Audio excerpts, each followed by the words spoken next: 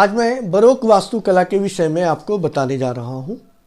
Baroque बहुत ही लोकप्रिय यूरोपीय कला का एक विषय रहा है और यह बहुत ही पढ़ना इसे बहुत रोमांचकारी होता है, क्योंकि इसमें कलाकारों ने ऐसे ऐसे कार्य किए हैं, इतने बेहतरीन कार्य किए हैं जो कि हमें विस्मय में डाल देता है, आश्चर्य में डाल देता है। बरोक वास्तुकला संगीत, नृत्य, चित्रकला और मूर्तिकला तथा अन्य कलाओं की एक शैली है जो यूरोप में 17वीं शताब्दी से 1740 के दशक तक, यानी 1601 से 1740 के दशक तक फली फूली। 1800 के पहले दशक तक में, यानी 1800 के पहले दशक का अर्थ हुआ 1710 तक के समय में इस शैली का प्रसार आइबेरियन प्रायद्वीप सहित स्पेनिश और पुर्तगाली साम्राज्यों के क्षेत्र में कंटिन्यू बढ़ता गया। इस शैली में यूरोपीय पुनर्जागरण कला और मैनरिज्म का अनुसरण किया गया और अक्सर इसे हम रोकोको या नियो क्लासिकल आर्ट के पहले की शैली के रूप में जानते हैं। कैथोलिक चर्च द्वारा इसे सादगी और साधना के सापेक्ष कला निर्मिति के साधन के रूप में एक प्रोटेस्टेंट वास्तुकला संगीत की विधा को प्रोत्साहित किया गया था। यद्यपि यूरोप के कुछ हिस्सों में लूथरन बरोक कला विकसित रही थी। लूथरन कला एक धार्मिक कला रूप थी जो लूथेरन लोगों और लूथेरन चर्चों के लिए निर्मित की गई। ड्रेसडेन जर्मनी का फ्रुएन किर्च या फ्रुएन चर्च बरोक अंतर्गत लूथेरन कला का एक प्रमुख उदाहरण है। बरोक शैली में चटक, गहरे रंग, गति और प्रचुर मात्रा में डिटेल्स का उपयोग भव्यता और आश्चर्य के साथ विस्मय का भाव प्राप्त करने के लिए कलाकारों ने किया था। यह शैली 17वीं शताब्दी के शुरुआत में रोम में शुरू हुई और फिर तेजी से फ्रांस, उत्तरी इटली, स्पेन, पुर्तगाल, ऑस्ट्रिया, दक्षिणी जर्मनी और रूस तक फैल गई। 1730 के दशक तक यह और भी तेज तर्रार प्रभावपूर्ण शैली के रूप में विकसित हो गया, जिसे बाद में हम रोकोको या रोसो के नाम से जानते हैं। यह 18वीं शताब्दी के मध्य तक यूरोप और मध्य यूरोप में दिखाई देती है। इसके बारे में आप हमारे वीडियो रोकोको शैली में जान सकते हैं, इसका लिंक भी यहाँ पे दिया जा रहा है। प्रत्येक अलंकरणात्मक कला शैली में जटिल और बहुत मात्रा में अलंकरण अभिप्राय या डिजाइन एलिमेंट का प्रयोग किया गया है। प्रत्येक अलंकरणात्मक कला में, यानी कोई भी डेकोरेटिव आर्ट में, किसी भी सजावटी कला में अलंकरण अभिप्राय के जितने रूप हैं सबका बहुत बखूबी प्रयोग किया गया है। बता दें कि प्रत्येक यूरोपीय देश में पुनर्जागरण काल के क्लासिकल वाद यानी श्रेण्यवाद क्लासिकल आर्ट से हटने के अपने अपने तरीके रहे हैं। सभी देशों के अपने तरीके से इससे हटने की कोशिश की है, लेकिन सभी की एक सामान्य विशेषता है कि इनके बदलाव के शुरुआती बिंदु जो रहे हैं वो इटली के पुनर्जागरण कला के सजावटी तत्व ही हैं। बरोक शैली द्वारा प्रस्तुत किए गए नए डिजाइन के जो मुख्य रूप हैं उसमें हैं कारतूस जो दरवाज़ों के ऊपर बनते थे, ट्राफियाँ और हथियार, फलों या फूलों की टोकरियाँ और अन्य जो प्लास्टर से या सुंदर चित्रण में, नक्काशी में बनाए गए हैं। बरोक शब्द क्या है इसके विषय में हम जानते हैं। 16वीं शताब्दी में मध्यकालीन लैटिन शब्द बरोको का इस्तेमाल विद्वतापूर्ण, तार्किकता से परे कुछ ऐसी चीज़ों को चिन्हित करने के लिए किया गया जो बेतुका और जटिल लगता था। फ्रांसीसी दार्शनिक माइकल डी मोंटेगने, शायद आपने नाम सुना होगा, माइकल डी मोंटेगने ने 1533 से 1592 के दौरान की रही। इन्होंने विचित्र और बेकार तथा अनसुलझे के अर्थ में बरोक शब्द का प्रयोग किया। अन्य प्रारंभिक शैक्षणिक स्रोत जो भी हैं वो बरोक शब्द को जादू, जटिलता, भ्रम और अधिकता के साथ जोड़ते हैं।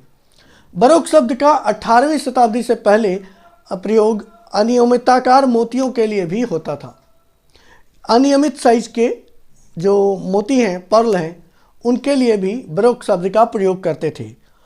एक विद्वान ने मुझे बताया कि बरोक शब्द का वास्तविक अर्थ होता है जब डायमंड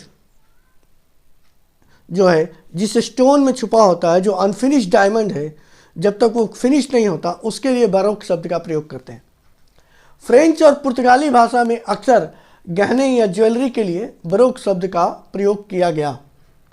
18वीं शताब्दी में इस शब्द का उपयोग असंगतपूर्ण संगीत का वर्णन करने के लिए किया गया। असंगतपूर्ण संगीत का वर्णन करने के लिए किया गया। और जीन जैक्स रूसो का नाम आप सुने होंगे। जीन जैक्स रूसो एक संगीतकार होने के साथ साथ एक दार्शनिक भी थे, जिन्होंने 1768 में इनसाइक्लोपीडिया में लिखा था कि बरोक संगीत वह संगीत है जिसमें सामंजस्य भ्रमित होता है और जो संयोजनों और विसंगतियों से भरा होता है।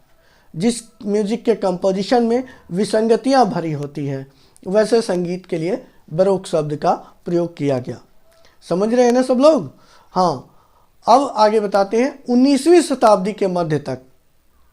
19वीं शताब्दी का अर्थ जाने 1801 से 1900 के काल को हम 19वीं शताब्दी कहते हैं। तो 19वीं शताब्दी के मध्य तक कला समीक्षकों और इतिहासकारों ने बरोक शब्द का प्रयोग उत्तर पुनर्जागरण काल की कला के उपहास के संदर्भ में किया था। बरोक शब्द के इसी भाव को ग्रहण करते हुए 1855 में प्रमुख कला इतिहासकार जैकब बर्कहार्ट ने लिखा कि बरोक कलाकारों ने चित्र के विवरणों और नाजुक भावों का तिरस्कार किया है, क्योंकि उनके पास महान परंपरा के लिए सम्मान का अभाव था। 1888 में कला इतिहासकार हेनरिक वोल्फिन ने पुनर्जागरण और बरोक शैली का पहला गंभीर अकादमिक लेख प्रकाशित किया, जिसमें पुनर्जागरण और बरोक की पेंटिंग, मूर्तिकला और वास्तुकला के बीच के अंतर को बताया गया था। बरोक वास्तुकला और इसकी विशेषता के बारे में भी आप जानिए। बरोक चर्चों की एक खास विशेषता है उसका एक केंद्रीय स्थान, एक सेंट्रल प्लेस। एक केंद्रीय स्थान के साथ बरोक चर्च को डिजाइन किया जाता था, जहां उपासक वेदी के करीब जा सकते थे, जिसमें एक ऊंचे गुंबद या कपोला से आती हुई प्रकाश से चर्च का आंतरिक भाग रोशन होता था। गुंबद बरोक वास्तुकला का एक प्रमुख विशेषता है, जो केंद्रीय एक सेंट्रलाइज्ड सिंबलिज्म के तौर पे बहुत सारी चीज़ों को रिप्रेजेंट करता था। केंद्रीय प्रतीकात्मक विशेषताओं को यह प्रस्तुत करता था और खुद में भी आकाश और पृथ्वी के बीच के प्रतीकात्मक मिलन का एक प्रतीक हुआ करता था।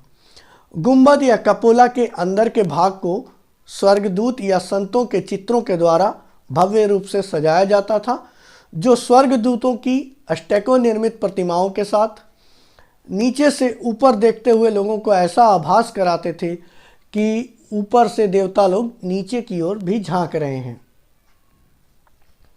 बरोक चर्चों की एक और विशेषता है छत के वास्तु विवरणों के साथ जुड़ा हुआ स्टेरको निर्मित चतुर्भुज फ्रेम चित्र, जिसे हम क्वाद्रातुरा कहते हैं, जिसके लिए टर्म है क्वाद्रातुरा।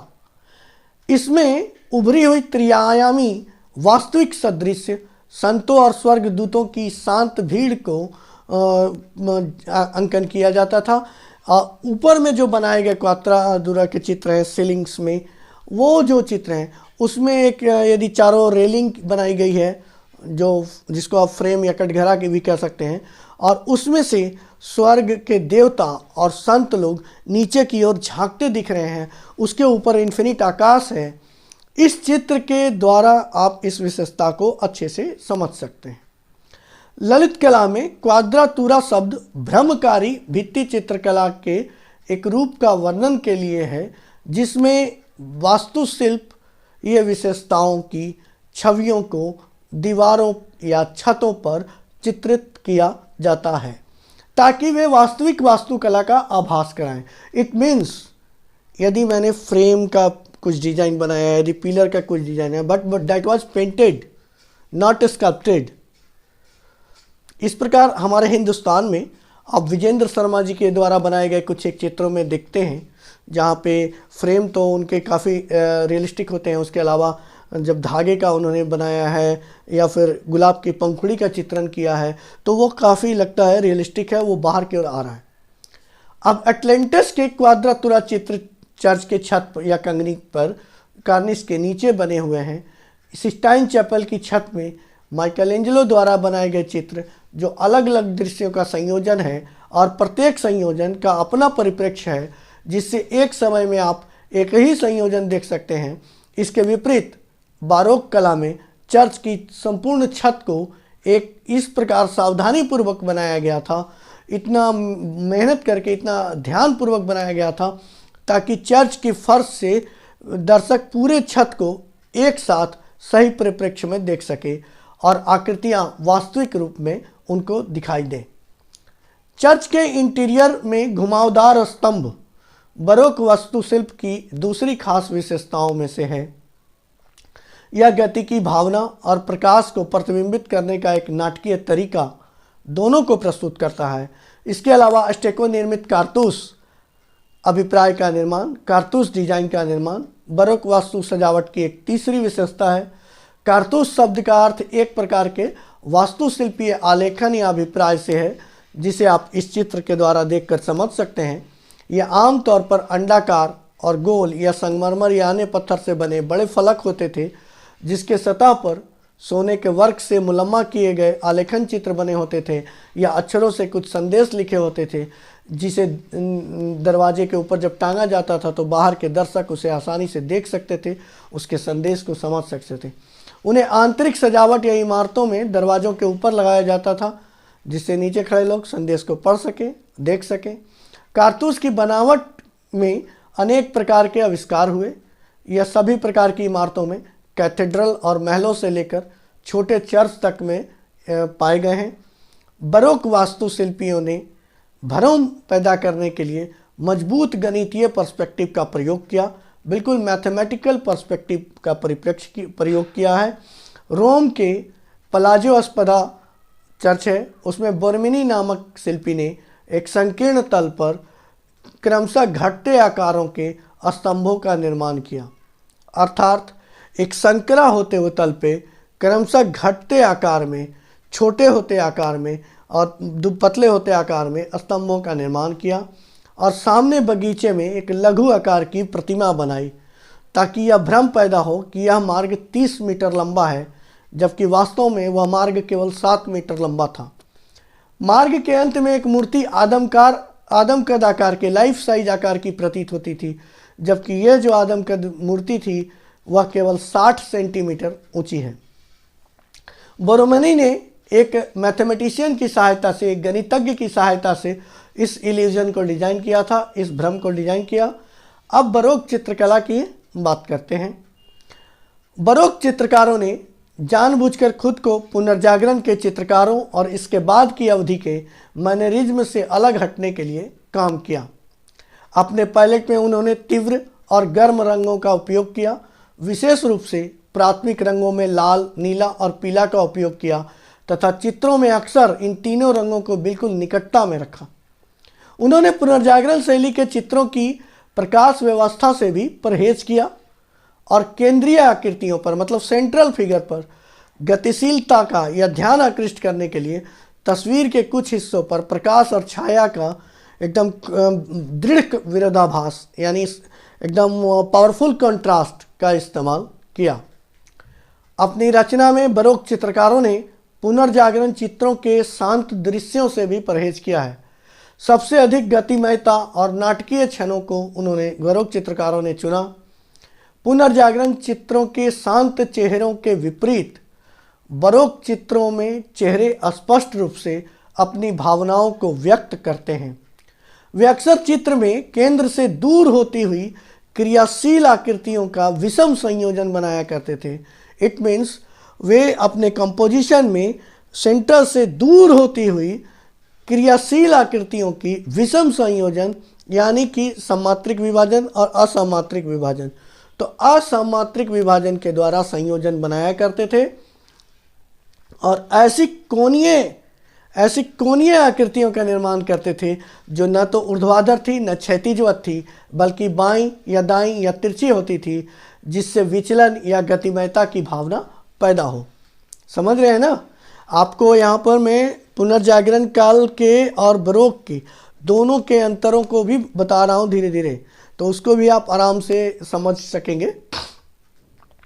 उन्होंने गतिशीलता को चित्रित करने की धारणा से व्यक्तियों की वेशभूषा या हवा से उड़ते वस्त्रों तथा गतिशील शारीरिक भाव भंगिमा का निर्माण किया।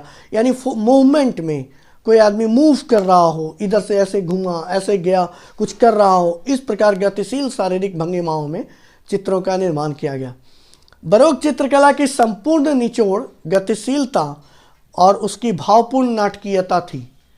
अंडरस्टैंड? बरोक चित्रकला का जो पूरा रस है, निचोड़ है, वो उसका फोर्सफुल गतिशीलता, मूवमेंट और नाटकीयता, दो चीज़ें महत्वपूर्ण हैं। बरोक पेंटिंग का एक अनिवार्य तत्व था रूपक। रूपक का मीन्स होता है उस कहानियों की तरह, उसमें कथाएं कुछ निकलनी चाहिए, कुछ कहानियां प्रकट होनी चाहिए चित्रों से। हर चित्र में एक कहानी होती थी, एक संदेश होते थे जो अक्सर चित्रों में प्रतीकों और अलौकिक पात्रों द्वारा उजागर होता था, जिसे एक शिक्षित दर्शक, एक पढ़ा लिखा दर्शक, एक समझदार दर्शक को जानने और पढ़ने में आसानी होती थी। वह समझने की क्षमता रखते थे।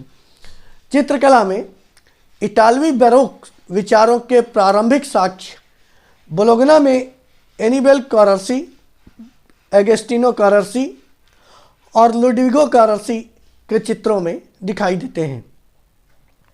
बरोक युग का एक और प्रभावशाली चित्रकार था माइकल एंजेलो मॉरिसी दे कार्वेज्जियो। कार्वेज्जियो का नाम सुना आपने, मुस्कुराहट आ गई होगी कि हाँ ये नाम सुना हुआ सा लगता है। तो जो मैं कारसी का नाम बताया मैंने, वो भी महत्वपूर्ण थे। और कार्वेज्जियो मानव आकृतियों के लिए इनका दृष्टिकोण यथार्थवादी हुआ करता था और छायांकित पृष्ठभूमि में नाटकीय प्रकाश युक्त वातावरण देकर सीधे जीवंत मॉडल से इन्होंने मानव चित्रण किया था।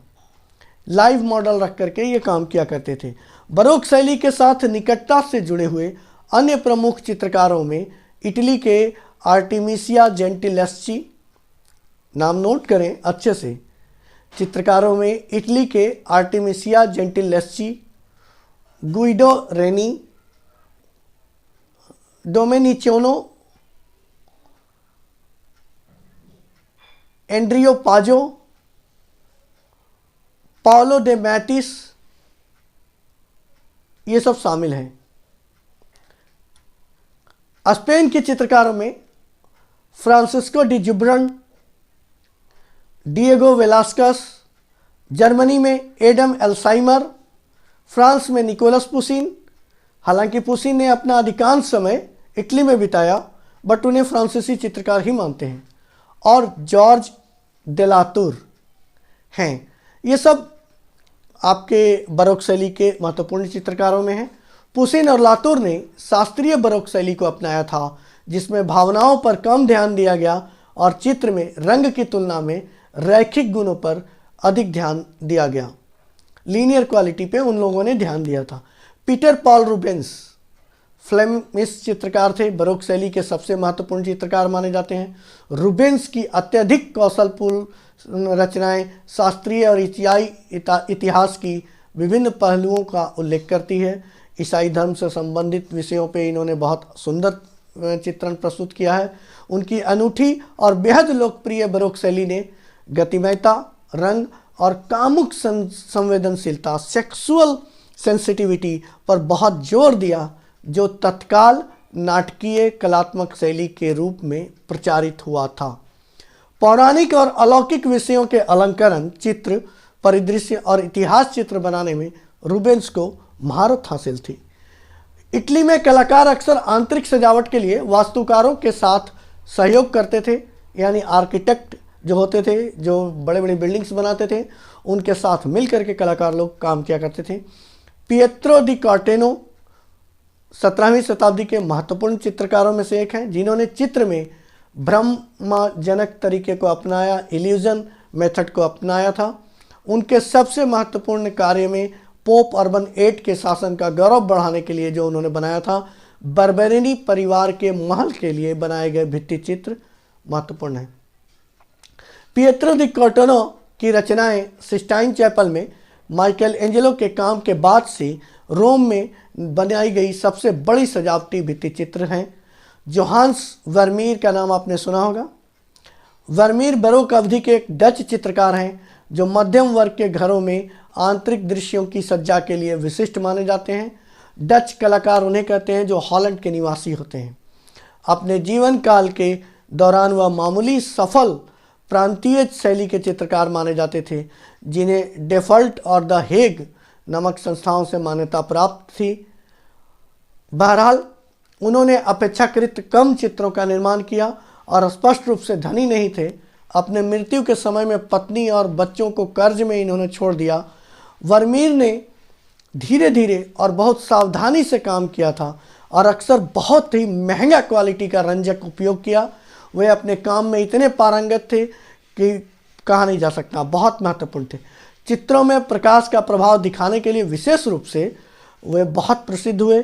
उनके काम को आप देखेंगे तो एक अक्सर एक ही तरह के चित्र उनके द्वारा बनाए गए मिलते हैं, जो उन्होंने अपने घर के 2 कमरों में ही जो फर्नीचर उपस्थित थे उसी फर्नीचर को आगे पीछे व्यवस्थित करके उन्होंने बनाया था।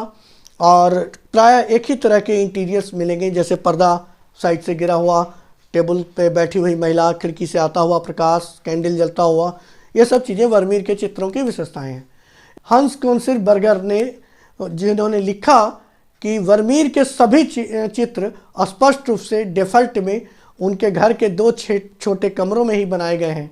वे अपने चित्रों और फर्नीचर की सजावट की भिन्न भिन्न व्यवस्थाओं को दिखाते हैं और लगभग एक जैसे ही चित्र ज़्यादातर महिलाओं की चित्र बनाते हैं।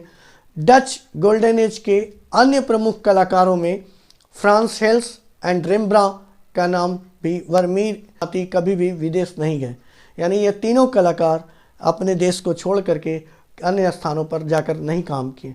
रेम्ब्रांट की तरह भी वर्मीर भी एक शौकिया रूप से आर्ट डीलर थे और आर्ट कलेक्टर भी थे। वो कलेक्शन किया करते थे, एक संग्राहक थे। रेम्ब्रांट का पूरा नाम है रेम्ब्रांट हरमन सुजन वैन रीजन। ये एक डच ड्राफ्टमैनशिप थे, चित्रकार थे, प्रिंट मेकर थे। तीनों मीडिया में इन्हें एक विपुल पारंगतता थी और बहुत अच्छे से महारत उनको हासिल थे। उन्हें आमतौर पर सबसे महान कलाकारों में से एक माना जाता है। रेम्ब्रांट के लाइट जो बनाई जाती थी, लाइट व्यवस्था जो पेंटिंग में देते थे, अधिकांश कलाकार उसका उदाहरण देते हैं। 17वीं शताब्दी के अधिकांश डच कलाकारों के विपरीत रेम्ब्रांट की कृतियाँ विषय वस्तुओं और शैलियों की एक अनूठे संसार को प्रस्तुत करती है। इनकी कृतियों में सेल्फ पोर्ट्रेट से लेकर के दूसरे लोगों के व्यक्ति चित्र, भूदृश्य, जन सामान्य दृश्य, रूपक और ऐतिहासिक दृश्य तथा बाइबिल और पौराणिक विषयों के साथ साथ जानवरों पर आधारित स्टडी चित्र एक लंबी श्रृंखला है। फ्रांस हेल्स डच के गोल्डन एज कलाकारों में से इनकी भी गणना होती है, नाम पहले भी बताया। आमतौर पर ये पोर्ट्रेट के लिए ही जाने जाते हैं। ये हॉलैंड के हार्लेम में रहते थे और वहीं काम करते थे। विवाहित जोड़े के चित्रण के लिए इनका नाम उल्लेखनीय है, यानी कि मैरिज कपल की फोटोग्राफ्स के लिए। 1620 से 1640 तक उन्होंने अलग अलग पैनलों पर विवाहित जोड़ों के कई दोहरे चित्रों का निर्माण किया, यानी एक फ्रेम में लड़के का, एक फ्रेम में लड़की का। इस प्रकार के बहुत सारी पेंटिंग्स इन्होंने दूल्हा दुल्हन के बनाए और केवल एक ही बार एक ही चित्र इनका उदाहरण में मिलता है हल्स का, जो एक कैनवास पर एक जोड़े को इन्होंने चित्रित किया। उन फ्रेंच हल्स की एक कैटलॉग है, रिजोने 1974 का ये है रिजोने, जिसमें 222 ज्ञात व्यक्तियों के पोर्ट्रेट का उल्लेख मिलता है। हेल्स के द्वारा निर्मित चित्रों की जानकारी मिलती है। तो उम्मीद करते हैं बरोक शैली के विषय में आपने बहुत अच्छे से जाना। बरोक शैली के वास्तु के विषय में भी मैंने बताया, बरोक और पुनर्जागरण में क्या डिफरेंसेस है उसको भी आपने संक्षेप में जाना, और साथ साथ बरोक के जो महत्वपूर्ण चित्रकार हैं उनके विषय में भी आप लोगों ने इस वीडियो में जाना। तो बहुत अच्छा लगा मुझे कि आप लोगों ने इसके विषय में मुझसे प्रश्न किया था। बहुत पहले हमारे एक विद्यार्थी ने क्वेरी की थी कि सर बरोक शैली पे मुझे उनका लेक्चर सुनना है, तो आज ये लेक्चर उनके लिए और आप सब के लिए जो लाभ ले सकते हैं। धन्यवाद। लाइक कीजिए, सब्सक्राइब कीजिए, शेयर अवश्य कीजिए।